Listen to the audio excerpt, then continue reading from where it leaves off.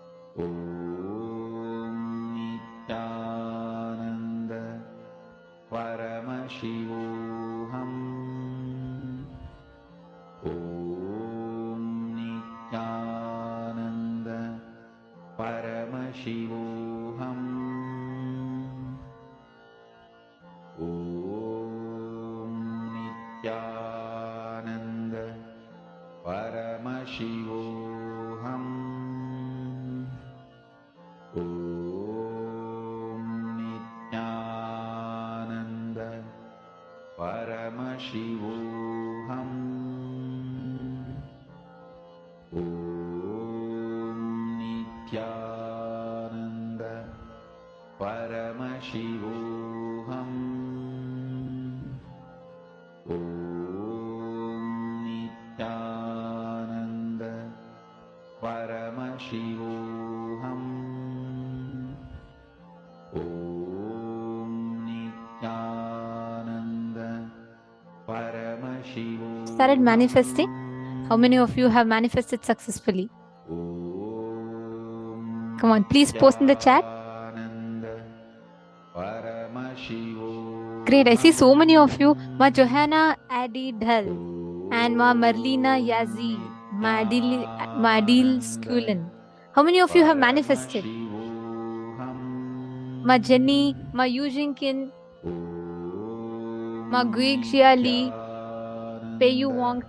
Actually, this Chinese Teamily is just amazing. You guys sit up through your day and night and so intense and participative. It's very nice to see that. Okay, come on. All the others?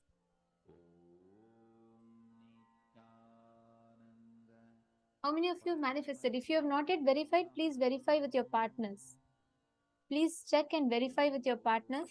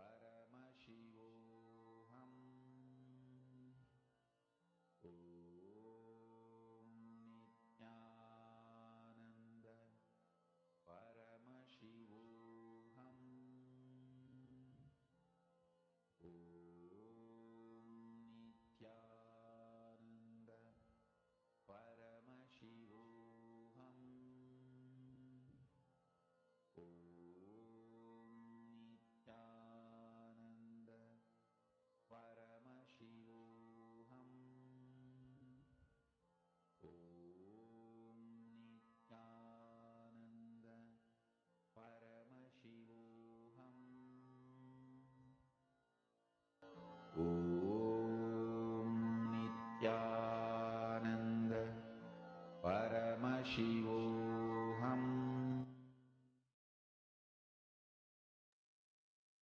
All of us, as we're all manifesting this powers, right? We're going to be entering into a very, very, very important session, a very exciting session as well.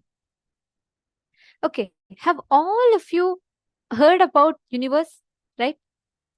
And as far as what you know, how did universe come into existence? Especially if we are reading Stephen Hawking's books or all these research, according to modern science right now, how did the universe come into existence? Can I request you all to post? Big Bang, right? Correct.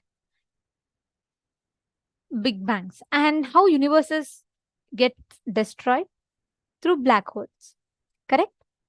Now, science, after centuries of research is now starting to understand about the frequency in which universe exists, about big bangs, the source of the universe, and black holes. Okay. Now, what I'm about to share with you all is something phenomenal. You all can actually go, if you have to get some snacks, coffee, tea, come and sit down, because this is going to be a mind boggling session for you. Swamiji is going to be revealing about how Hindus had thousands of years ago itself precisely identified how to calculate time, how to measure time, everything very, very precisely. Okay, so you're all going to have fun. And all the Chinese participants, if any of you are feeling little drowsy, little sleepy, sit for this session. The way Swamiji is going to reveal each truths, you're going to feel like your brain is going to wake up 100%. So without any external coffee or tea, you're going to feel completely fresh and awake. So this is a very, very beautiful session, and I thoroughly enjoy listening to this always. So sit back and enjoy this session as Swamiji reveals to us about how the universe came into existence.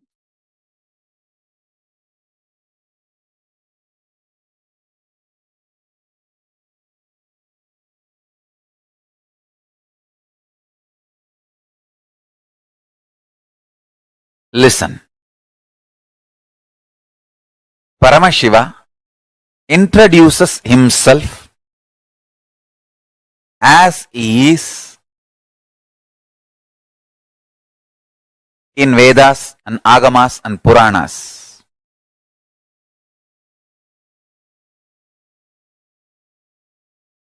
Paramashiva introduces himself how he is manifesting to teach Agama as Sadashiva. As Sadashiva, he manifests with 5 heads, 10 hands, teaches Agama. Through these 5 heads, he does these 5 actions. Manifestation. It's called Srishti. Manifestation. Then Sthiti. Sustenance. Then Samhara. Rejuvenation. Then Prabhava. Pulling out of delusion. Then Anugraha. Liberation. Listen. Listen carefully. Sthiti. Sthiti means maintenance.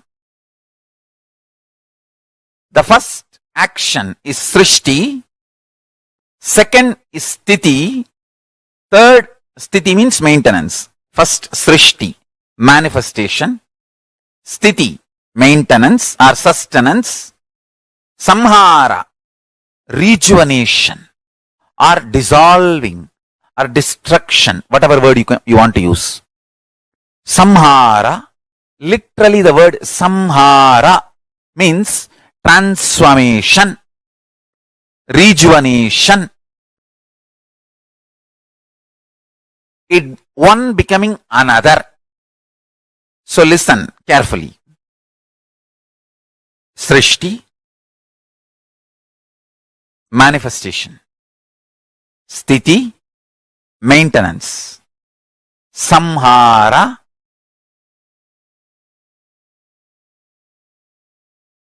rejuvenation. Prabhava, pulling out of delusion. Anugraha, liberation. Understand, this is the universe. This is Prapancha. Universe word is too small. Whether universe or multiverse, all these words are too small. Prapancha is also too small.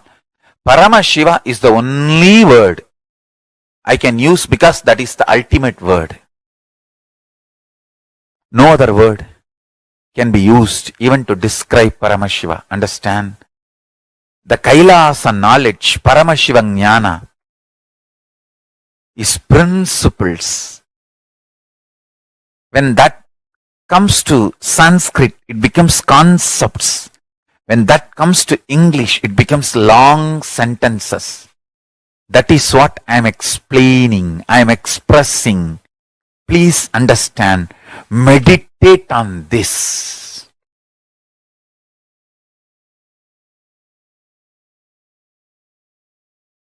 The space, extreme heat and extreme cold together.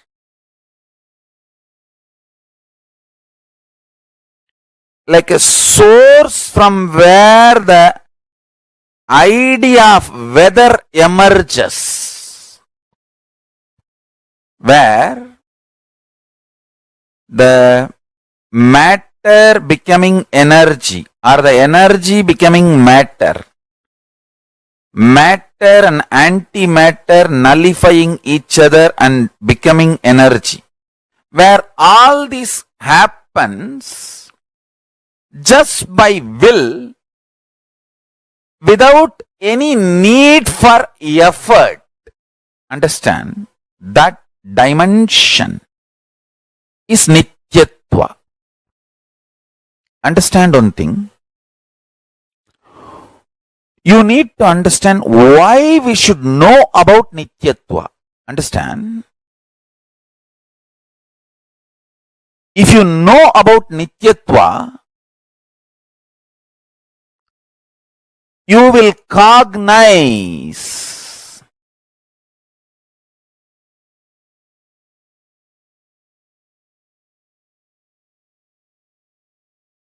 the basis foundation of your existence is Nityatva. Anything you cognize as the foundation of your basis, that becomes your basis. Understand? Because you strongly believed length, breadth, depth is your foundation.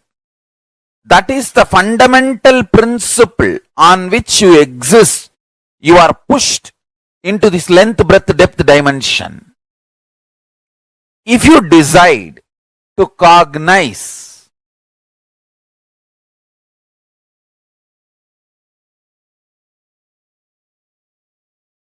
listen, if you decide to cognize Nityatva dimension,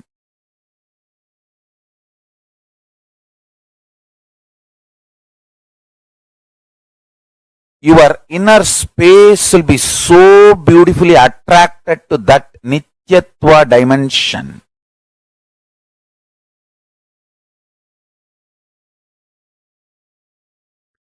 It is such beautiful, ecstatic, glorious existence. By knowing about it, you will be attracted to it. That is the beauty of it. Energy becoming matter, matter becoming energy. Anything becomes anything. Big Bang becoming black hole becoming Big Bang. Creation, maintenance and rejuvenation, all this happens in that Nityatva space just by will, without any effort. The effortless existence zone. To establish yourself in that effortless existence zone, you just need a simple cognition, understanding, conviction about that space existing in you. Like a length, depth, breadth, Nityatva is one of the dimension of the universe. Listen. Like a length, breadth, depth, time, space, Nityatva is one of the dimension of the universe. சிவபரம்பொருளின் சித்த சுத்த சுகபோத ஞானாசனம் நித்தியத்துவம். சித்தாந்த சைவத்திலிருந்து இந்த statement சொல்றேன், நல்லா புரிஞ்சுக்குங்க. இன் சித்தாந்த Saivism tradition, சைவ சித்தாந்த tradition, நித்யத்துவா is considered as the seat of Paramashiva.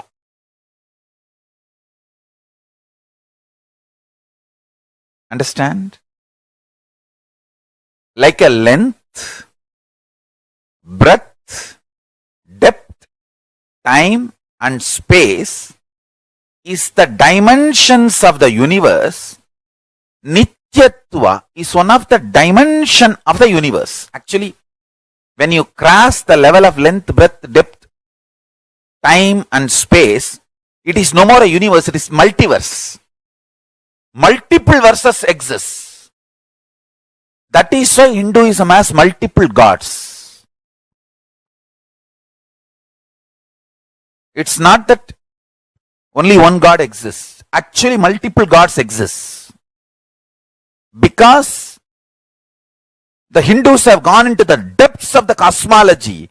They know the multiverse and they know the multiple gods existing.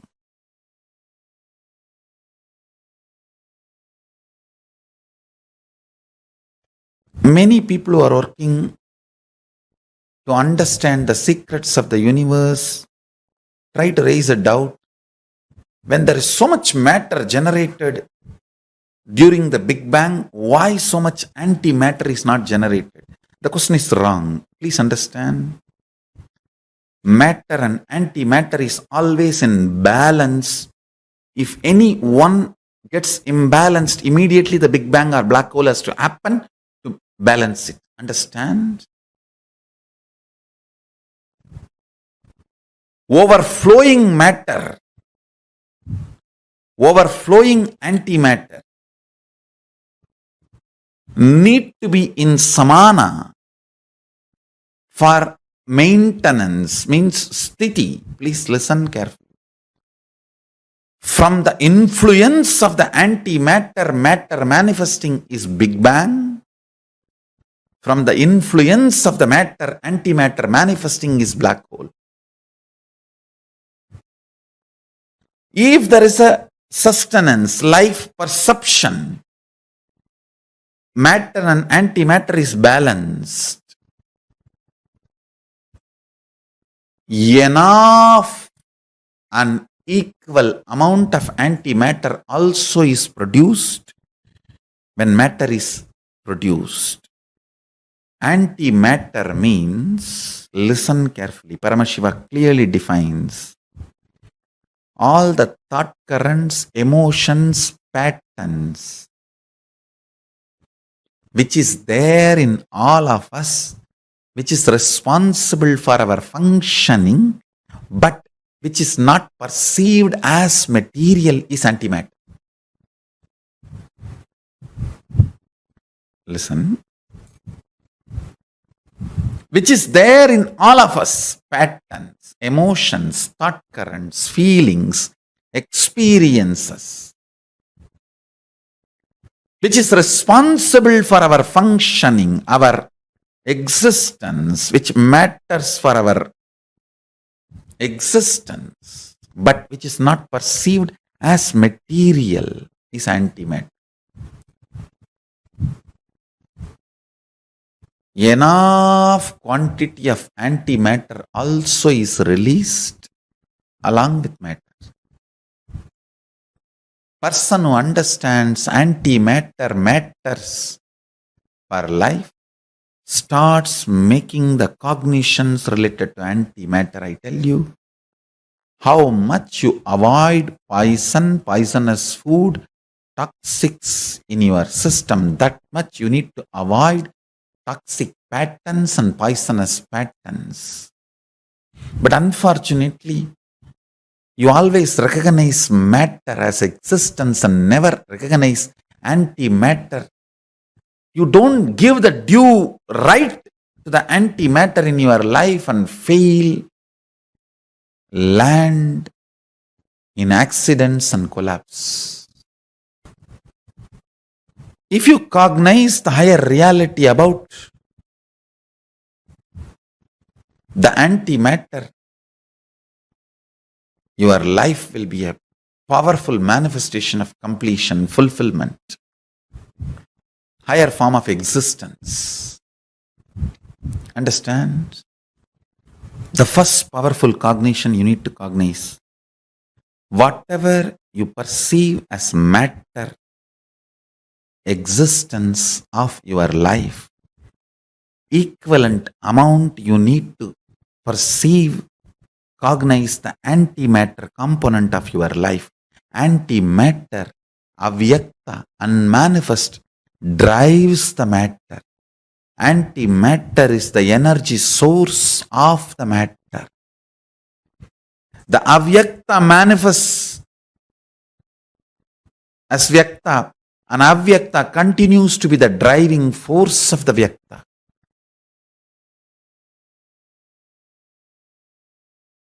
The mandala, space, plane, which has a capacity to produce many planes, is called Brahma. The heads of that Brahma is being swallowed by the black hole. Understand? I am trying to give the description as closely as your logic can understand. Your logic can visualize. Brahma means space which can produce multiple spaces. Brahma is the energy which can manifest multiple energies.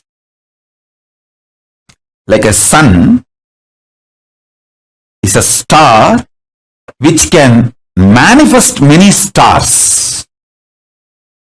Brahma is a zone, space, mandala, which can manifest many mandalas, zones, spaces, stars. That Brahma, his face is being swallowed by Kalabhairava, who manifests from the southern face, the Ahora face of Paramashiva. That is the beautiful story of Kalabhairava wearing the skulls of Brahma. Kalabhairava cuts the head of Brahma and wears as a garland. If you see all Kalabhairava deity, he will be wearing the skull garland. It's not ordinary human skull. It's a Kalabhairava's skull.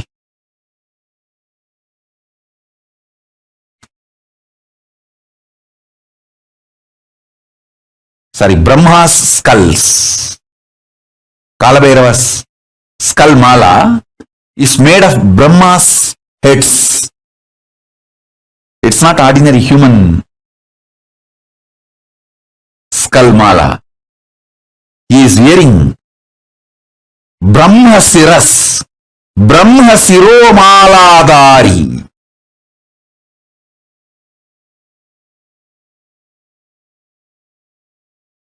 The Brahma's heads are worn as garland by Kalabhairava. Deeply listen. Paramashiva, his five-phase creation, sustenance, rejuvenation, putting in delusion, liberation. This five-phase, Srishti, Sthiti, Samhara, Tirobhava, Anugraha. In this five-phase, the samhara, rejuvenation phase, from that manifests Kalabhairava, cosmic black hole that swallows Brahma's heads, Brahma Kapalas. Paramashiva, as Kalabhairava, wears the garland made of Brahma's skulls. What is the Brahma's skull, Brahma's head? The star which produces stars is Brahma's head. I'll narrate a story. Understand the truth behind the story.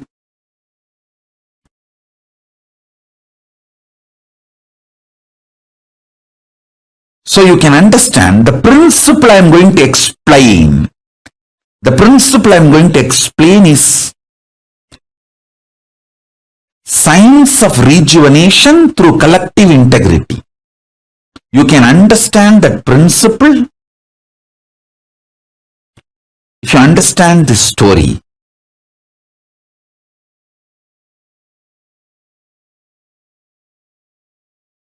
All of us know Paramashiva gave Sudarshana Chakra to Vishnu. O Parandama, forgive me. In any way, I portray you, create any misunderstanding knowingly or unknowingly. I'm just trying to narrate the story of Kailasa in the human language, which is very inadequate.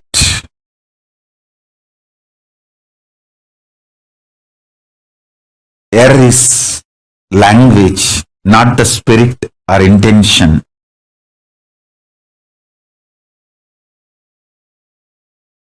Listen to the story. I'm not showing Parandama, Mahavishnu, in any way lower. But when I am talking in the logic, in the language, which you all understand, it is always the comparison of higher, lower. So when I say Paramashiva gave Sudarshana Chakra to Vishnu, don't think Vishnu is some way lower. He is far more superior than you and me. So be very clear about that. So, all of us know that Vishnu did tapas towards Paramashiva, and Paramashiva gave Sudarshana Chakra for Vishnu to protect this creation. And once Daksha, the Brahma's son, did tapas towards Vishnu and got the boon, Vishnu should protect him forever. Vishnu also gave the boon. And unfortunately, Daksha messed up with Paramashiva directly in the issue of Sati, means his daughter, Daksha's daughter Sati. She wanted to be with Paramashiva, but Daksha had his own opinions and he is so highly opinionated due to his ego and arrogance, and he tried to fight with Paramashiva, and that stupid things were going on, and in his extreme attachment for his daughter, he started going against Paramashiva, but finally he went against his own daughter. That is the delusion and the blind spots. When you create a delusion and delusion-based anger and violence, it will not be directed only towards your enemy. It will be directed even towards the people whom you love, and finally it will direct itself towards you, and it's like a suicide. That is why the blind spot-centric arrogance, the delusion unauthorized arrogance and violence is always not just murderous, it is suicidal. So this guy, Daksha, got into that mess. And again I wanted to tell you all, based on this story which I am narrating, don't try to underestimate Daksha also. He is surely far higher than you. So these are the stories from the different plane. So remember that and learn only the truth.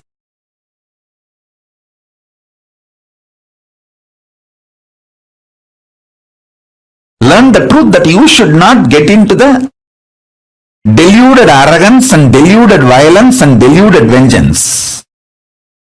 Learn the truth and don't try to judge Daksha. Anyhow.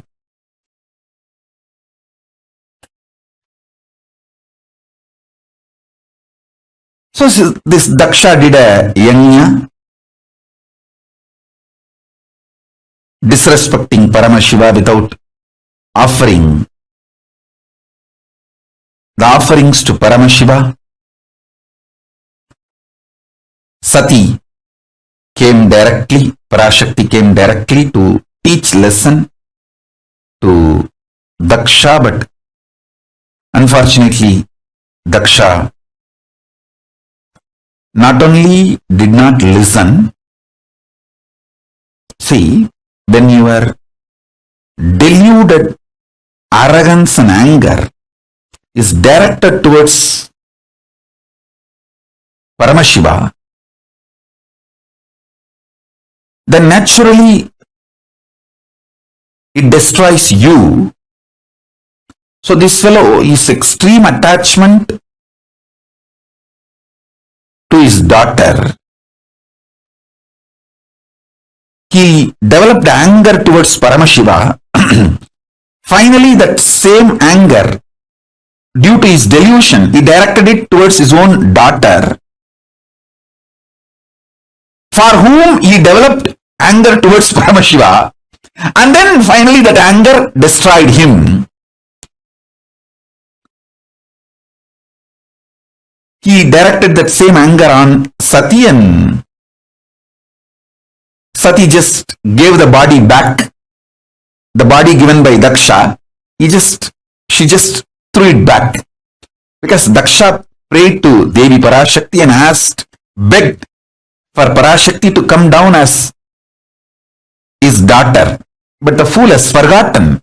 He brought Parashakti herself as his daughter, and he became deluded. Anyhow, you all know the story that she gave up the body Daksha gave and showed her original form of Dasamahavidya, that she is Parashakti. And then Paramashiva manifested as Veerabhadra to come and teach a lesson to this Daksha's arrogance. Vishnu is caught because he gave a commitment to Daksha. He gave a word to Daksha that he will protect Daksha forever. He has to maintain his integrity. So, when Paramashiva came directly to finish the Daksha Yajna in the form of Veerabhadra, and Daksha to teach lesson to the Daksha and Daksha's, to remove Daksha's arrogance, Vishnu saw what can be done. One side, my integrity, my commitment to my disciples, my devotees, that I have given a word, I will protect him forever. Other side, Paramashiva. What to do?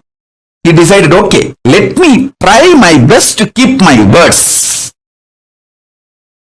With all Paramashiva gave me.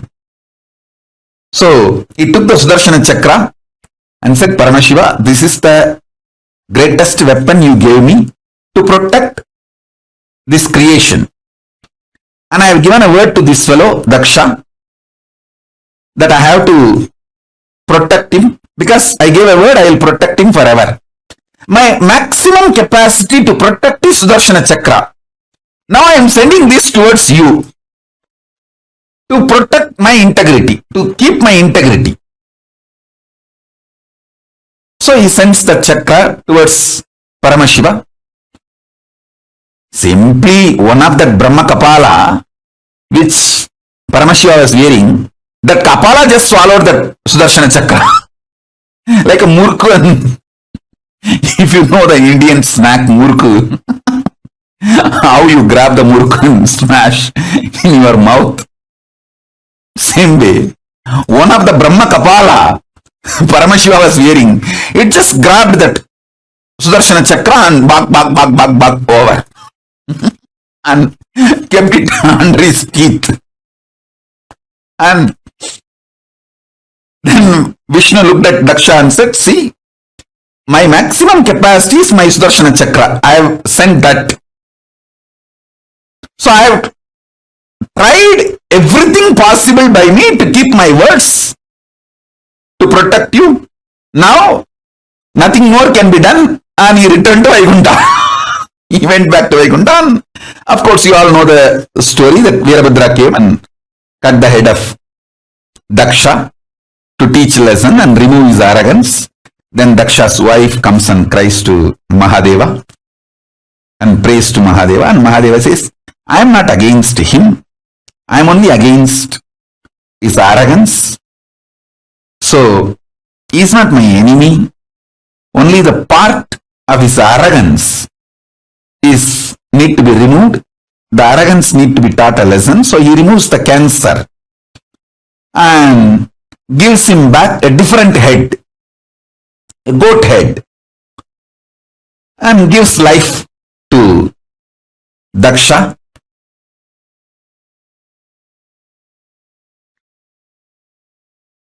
This story has a very deep significance.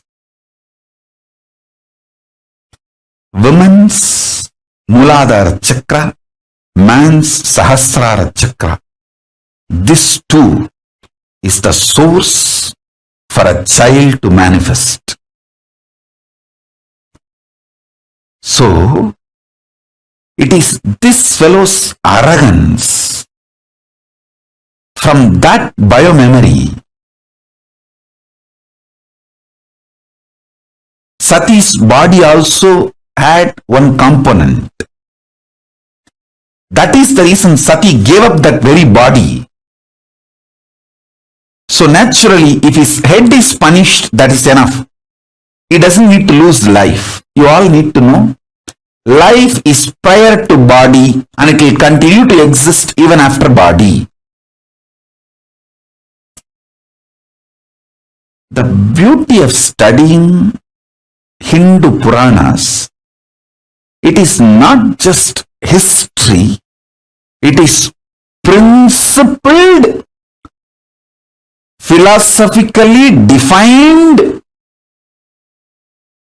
real history.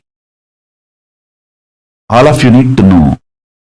That is why only if you understand the philosophy, you will understand Hindu histories are far more true, factual, real, right than the so-called modern human histories.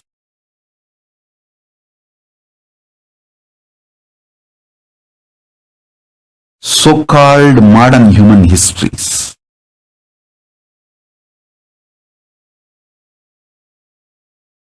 So if you study even one Purana, you will understand all the major cosmic principles and truths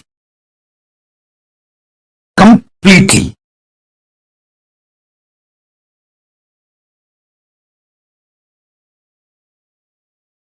It's a very powerful revelation, very powerful truth.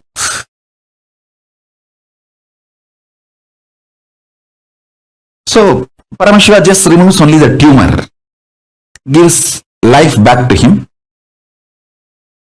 with a goat head, and the story goes. All this is okay. But in this whole drama, Vishnu lost chakra. His Sudarshana chakra. Now, how he will protect the world? He has to protect the world, his devotees. There are so many things need to be done, which is dependent on his Sudarshana chakra. Then he prays to Paramashiva, starts meditating again, doing tapas. Mahadeva, please give that Sudarshana chakra back. I have to maintain this universe. I have to protect this universe as per your order. Because you ordained me to protect this universe. In this, I got into the mess by giving a commitment to Daksha. I never imagined this fool will go against you and create a mess for me also. It is extremely stupid. So Kalabhairava appears and asks Vishnu, come on, tell me, what do you want? Vishnu says, give me that Sudarshana chakra back.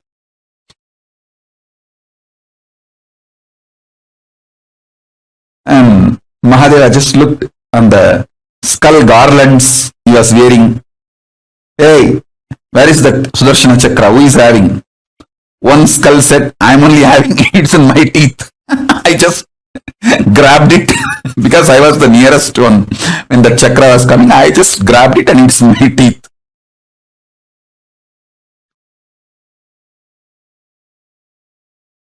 And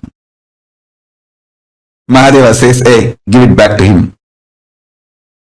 That Brahmakapala said, Mahadeva, I am ready to give now because I always obey your order.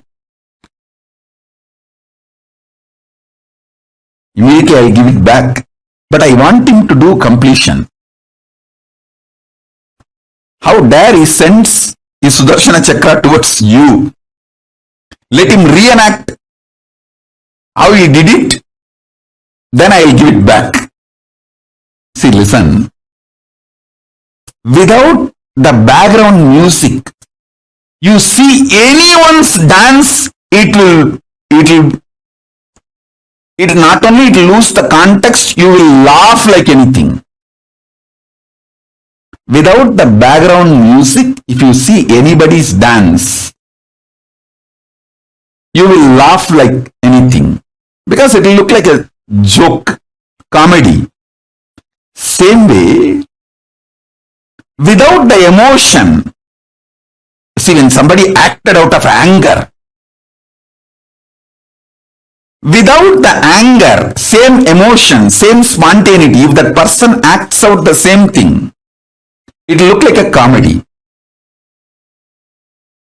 Completion is all about making all your past lose its importance or its power over you. So now, Vishnu does the same act. How he spontaneously sent his Sudarshana chakra without the same emotion. Then this Brahmakapala, he laughs loudly. In that loud laughter, that Sudarshana chakra comes out and falls on the ground. And Vishnu touches Mahadeva's feet. From the Mahadeva's feet, he receives the Sudarshana chakra. O Parandama, forgive me. Anyway, I portrayed you in a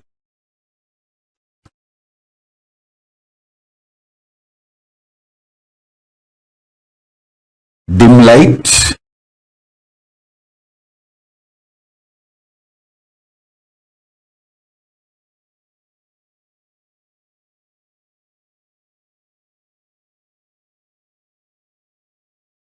All of you listen. Once again, I want to repeat. Don't ever underestimate Parandama Mahavishnu listening to this story. The story is told to show the greatness of Paramashiva, but not to show Parandama in any dim light or low idea. So be very clear. Understand the principle.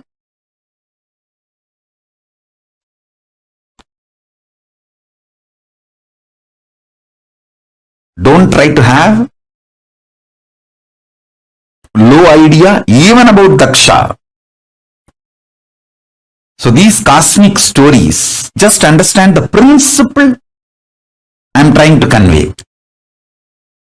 Don't try to do your own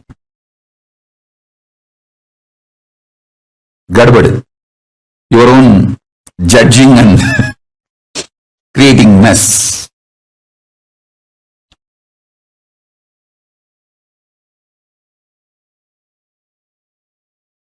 In Sati's whole existence, the deep devotion of mother, but the arrogance of the father, both got into her system. The muscle memory of the deep devotion of mother made her fall in love with Paramashiva, but the arrogance strain came from father's biomemory. That made even Sati disobey Mahadeva and come from Kailasa to Mayapuri. Mayapuri is the present day Haridwar, to teach lesson to Daksha. Mahadeva told, hey, he will not listen. She should have obeyed Mahadeva's strategy, but the strain of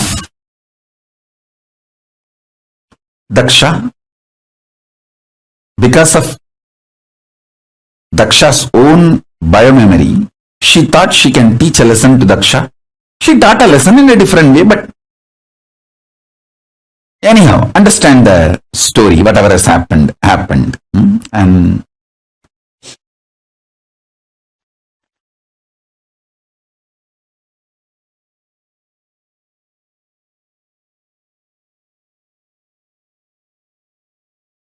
the multiple important truths you need to understand. Even if the black hole swallows, the thing swallowed by the black holes does not die. It continues to exist in a different plane. For example, if the Brahma's head is cut off, it is supposed to be dead. That's why the world calls it as a skull. But that skull is not dead. It is so powerful even to swallow the Vishnu Chakra, Sudarshana Chakra, like a murk snack. So listen carefully.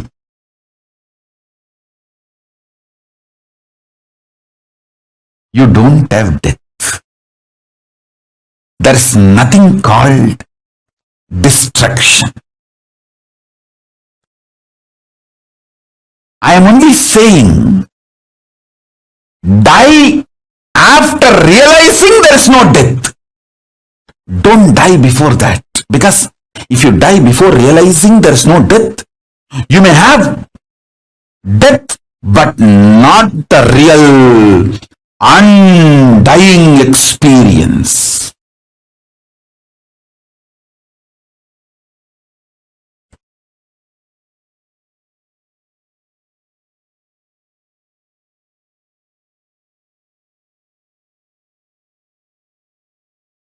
Listen carefully. Even if you die by being with Guru, he will show you the undying component of you when your body stops functioning. Even your death will be liberation. If you die without Guru, you may have death, but not the liberation or realization of undying during the death. you will be just born again and again. See the first level truth, which I told, that's the description of the scene where the face of Aghora, of Paramashiva, manifests Mahakala and like black holes swallowing the big bangs, Brahma's heads, Kalabhairava swallowing the Brahma Kapalas and making garland of Brahma's skulls for him. Understand, that is the most beautiful Dhyana sloka in English for Mahakala.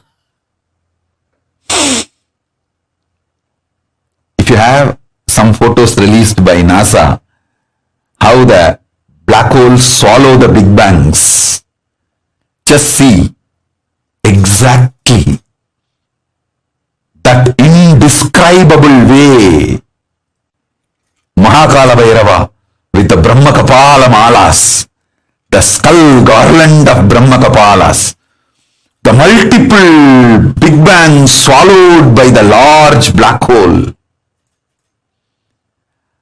But the big bangs are not dead. They are all there as garland, alive and more powerful, even to swallow Vishnu's chakra, Sudarshana chakra. See, Brahma is son of Vishnu. The sun's head, because it is owned by Paramashiva, is capable of even swallowing the father's weapon like a snack and keep it inside his teeth.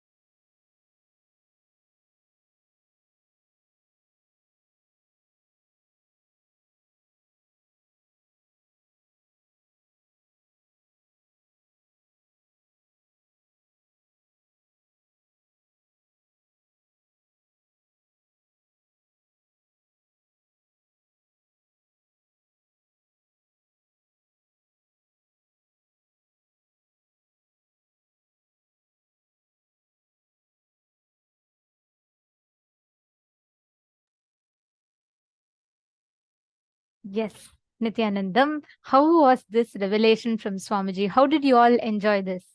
How was it for you all to enjoy this wonderful revelation from Swamiji? How the universe functions. How the universe functions. The universe came into existence, the big bangs and black holes, and how each of it comes into existence.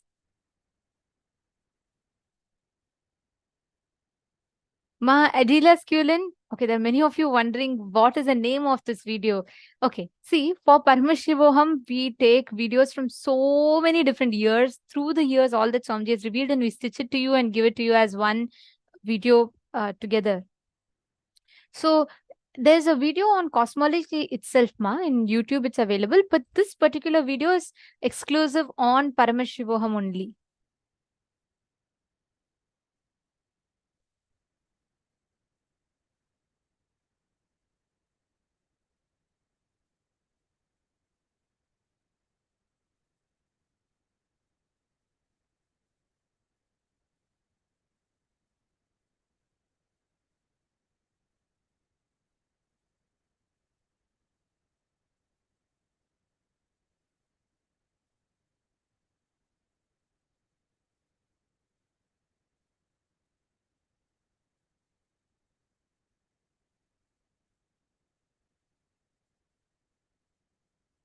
This whole existence, the universe, how it came, right? Starting from the big bangs and black holes, understanding how exactly this universe came into existence.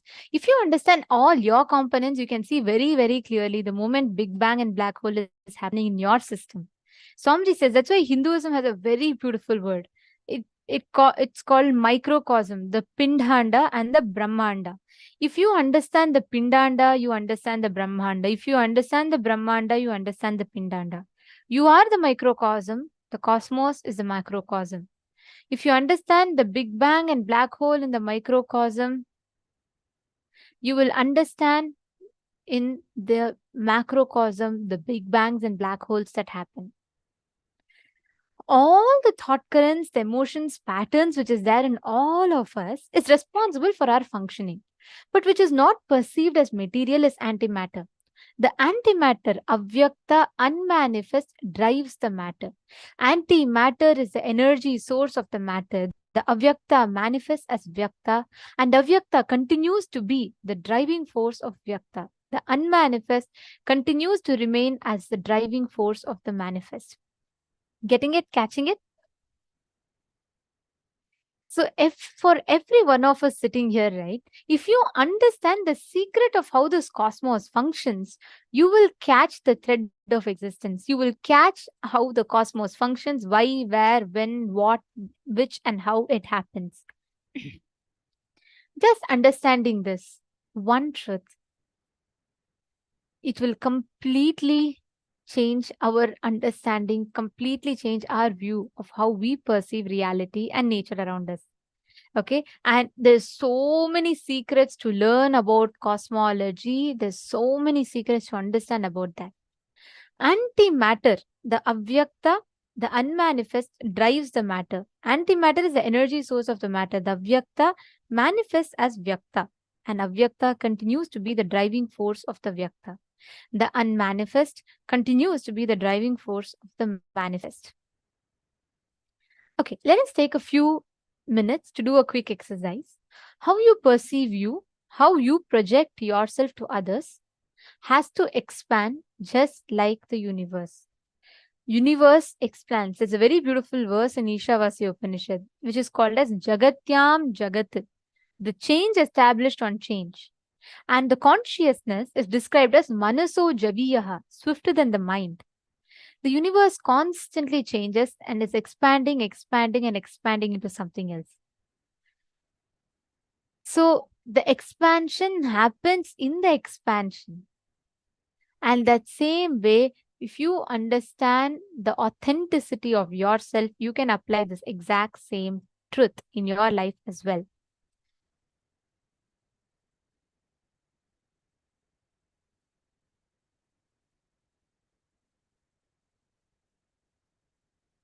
Ma Susan Solander has put, Swamiji is disclosing how the principles of Paramashiva works. For example, matter and antimatter. Yes, that's right. Ma Hongli Wong is saying, such a great story Swamiji has narrated. So interesting. This is a science. It is not just a story. It's a science. How the universe came into existence, how Lingodbhava happens, how Kalabhairava gives the Sudarshana Chakra back to Vishnu. These are all not just stories. It's a science. Ma Merlina Yazi, welcome, ma. You have asked for Atmalinga form. The support desk team will be posting to you the form, ma, and the spiritual name request as well. So you can sign up there and get your Atmalingam, request for your Atmalingam, okay? And Ma Merlina Yazi said, I'm amazed by all the knowledge Swamiji is sharing. You cannot learn this anywhere else, especially with the depth of experiential knowledge to help us cognize this all. There are worlds beyond the black holes. It doesn't go away. We can exist beyond the black holes. That's very rightly said. And also, ma, most of the places that you learn about black holes and big bangs, it's just taught as a physics, like something that's there. Okay, it's out there. How is it relevant to my life? And there are some people stuck only about their lives, but forgetting about the big bangs and black holes. Only an avatar who is beyond, who surpasses the constraints of time in the beyond the human notions, only he, that avatar, can guide us to what is existence as it is. That is what Swamiji has done. That's right. Okay. So now I request every one of you to post all your understandings, and if any of you have your questions, doubts that you would like to ask, please go ahead and post it.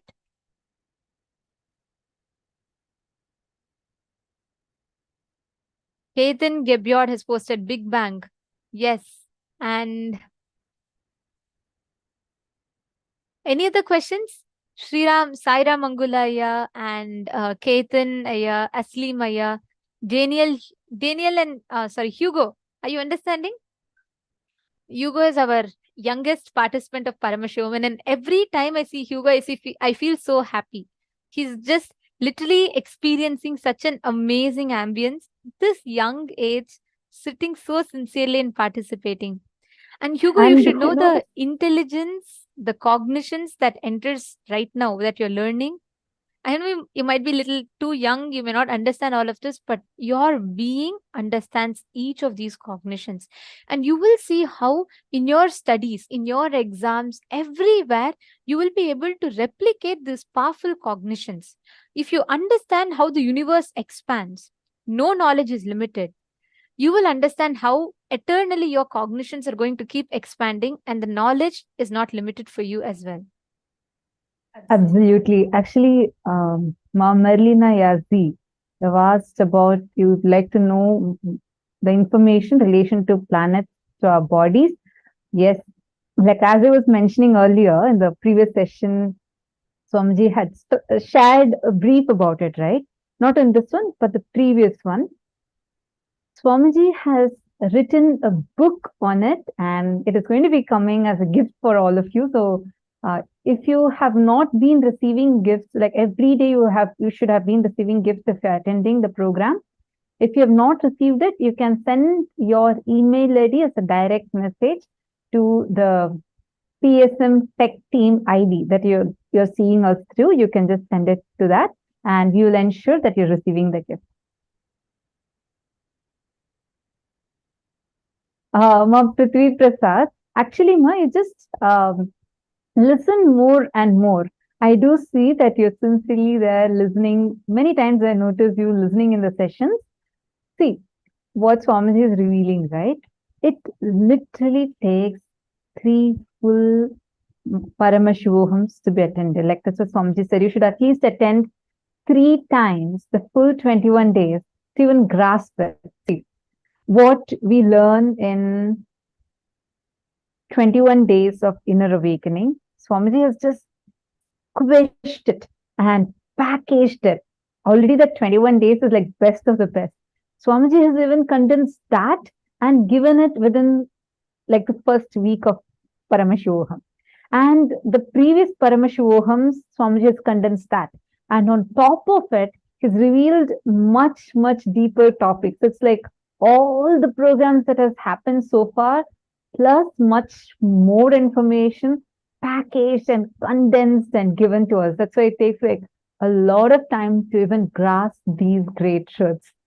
So I understand what you are experiencing, but don't worry. As you said, we will be sending the gifts as well as homeworks too. So make sure you're just checking your email and attend as much as possible, because that will really help you to digest this information more and more deeply. We will be sending you the email after the program is done. Like after today's sessions are over, then we'll be sending you today's gift. So that's how you should be checking the email. It's so interesting to see all of you so sincerely participating and, digesting these truths, especially coming from different parts of the world and various different time zones. All of us are there here sitting for these 16 hours for 21 days and listening to these amazing truths that Swamiji is sharing completely free of cost and gifting it for all of us. Anyone here for the very first time? Like this is your very first program? Anyone like that?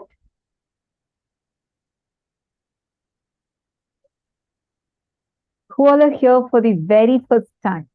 And especially this great knowledge of the Navagrahas or the astrology, everything, you're hearing for the first time. Aloka Jita has posted, it's really amazing. So many clarities at different levels.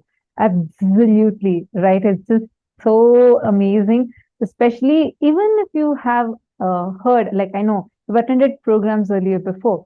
So even if you have heard it multiple times, this truth, especially the way Swamiji stitches this content together and gives to us, it's like a new revelation opens up, right?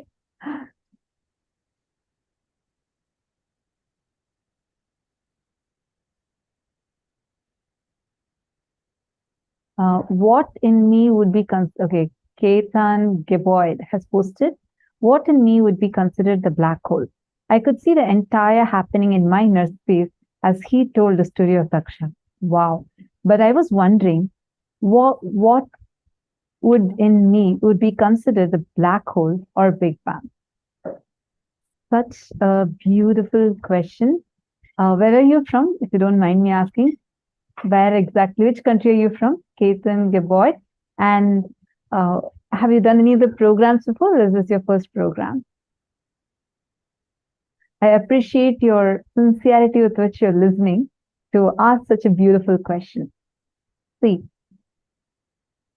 Big Bang and black hole are simultaneously happening in us. This is your third program. You're from US, Atlanta. Wonderful. Listen to this carefully. See, every time you enter inside your causal layer, for example, you go to sleep and then you come back from your sleep. That whole time you're actually getting sucked into your own being. That is a black hole that is happening in you. In multiple levels, this Big Bang and black hole continuously happens in us. This is the first thing. Every time you unclutch, every time there's like something that pulls you in, is a manifestation of black hole happening inside of you. Are you understanding? Every time any cognition pulls you inside, like every time you feel like a particular cognition is making you feel more drawn inside of you, it just takes you in as a black hole manifestation happening inside of you. Understand, every single one of us are experiencing this Big Bang and black hole continuously within us. And just the understanding of this, understanding that this is, see, whenever you enter into the source of you, that time, that experiencing that source of you is called as black hole. From that, every time you go into sleep, it's like the whole universe is just merging within you. That is black hole happening. And that few minutes after you go through the deep sleep state, and then you come out of the deep sleep state, then you enter into the waking state, that few minutes time from where you're entering from the deep sleep state to the waking state, or the dream state to waking state, the transition that's happening, you're, as Paramashiva, you're creating the whole universe. It is Big Bang happening through you. When the whole thing, when you go into sleep, the whole creation just merges into you. That is black hole. When you wake up and the whole creation just expresses out of you, it is Big Bang. How in your dream, it is you who creates the whole universe. In your dream, you are the one who is playing the role of yourself. You're the one who's playing the role of your boss. You're the same one who's probably playing the role of your friend. You're the one who's playing the role of your colleague. Everything is you playing various roles. Even in that, let us say you broke up with your partner in your dream. It is not equal to what has happened in the real, what you call as the real state, right? Whatever happened in the dream is what happened within the dream, because it's you who is manifesting your universe there. We understand it in our dream level. Now, when you go inside, when you start cognizing every moment, every time I'm inhaling, and when the breath is touching into my consciousness, Paramashiva, I am having the black hole inside of me. Every time I'm exhaling, it is from that source, touching the source of Paramashiva, I'm exhaling out, I'm creating. It is Big Bang happening. In multiple levels, you will understand, you will click with it. You will cognize how this Big Bang and black hole happens. So I'm just given an amazing technique. Every time when you are going to sleep, visualize you are Paramashiva who is falling into that samadhi, as like Paramashiva, the whole universe is just merging inside of you.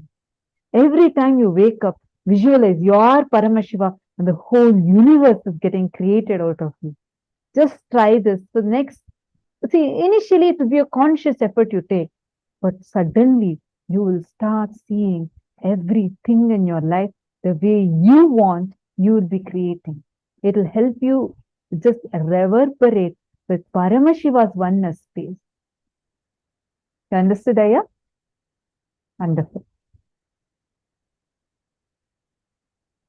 So nice to see all of you understanding in various levels, and it's so beautiful to see this.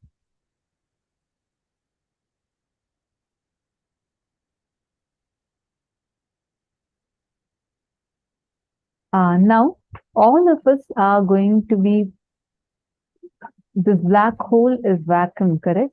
Ma Merlina Yazdi, black hole is not equal to vacuum. In vacuum, we say there is nothing but just space. In black hole, everything exists.